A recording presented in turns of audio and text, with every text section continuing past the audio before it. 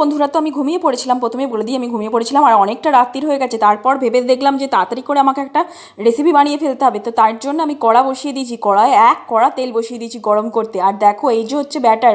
কিসের ব্যাটার বলো তো? আমাদের কাছে বড় বড় তাল হয়েছিল, আর তাল চেঁচে টেচে আমি ব্যাটার তৈরি করে নিয়েছি।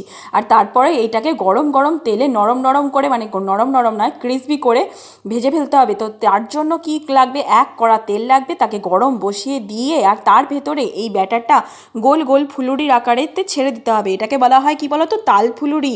সবার প্রিয় তাল ফুলুরি। কার কার ভালো লাগে বেশি করে তারা অবশ্যই কিন্তু সবাই কমেন্ট করতে ভুলবে না একদম। আর আমি বলে দেবো ব্যাটারটা কী কী দিয়ে আমি করেছি, অবশ্যই বলে দেবো। যারা যারা করতে চাইছো আমার দিকে রেসিপিটা, তারা অবশ্যই বাড়িতে ট্রাই করতে পারবে।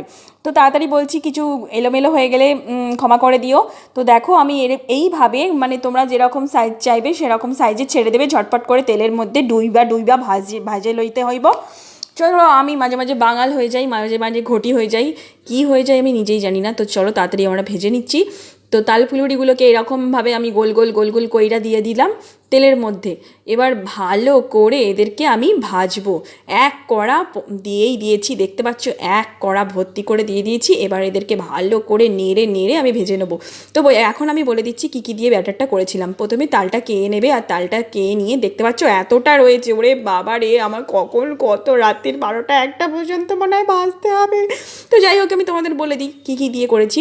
আটা নেবে, আটাতে চিনি দেবে, আর চিনির পরে তালের যে কাতটা, সেই তালের কাতটা, তালটা কেয়ে বার করে নিয়ে সেই কাতটা দিয়ে দেবে। আটা, চিনি আর তালের কাই ভালো করে মিক্সড করে নিয়ে আর তাতে দিয়ে দেবে খানিকটা সেদ্ধ চালের গুঁড়ি বা চালের গুঁড়ো, মানে যাই হোক, চালের গুঁড়ো লাগবে যাতে এটা ক্রিসপি হয়। চালের গুঁড়ো দিয়ে সমস্ত কিছু উপকরণ দিয়ে ভালো করে মেখে নেবে।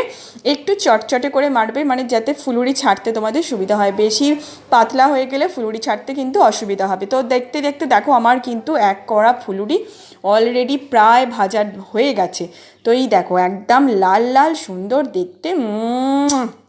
আমার জিভে জল চলে আসে এডিট করতে করতে, জানোই তো আমি খেতে খুব ভালোবাসি। তো দেখতে পাচ্ছ তাল ফুলুরিগুলো একদম রেড রেড কালারের হয়ে গেছে। তো এই রকম এসে গেলে তোমরা কিন্তু তুলে নেবে। বেশি করে ফেললে কালো হয়ে যায়। আমার প্রথম খোলাটা কালো হয়ে গেছিলো, ওই জন্য দেখাতে পারিনি।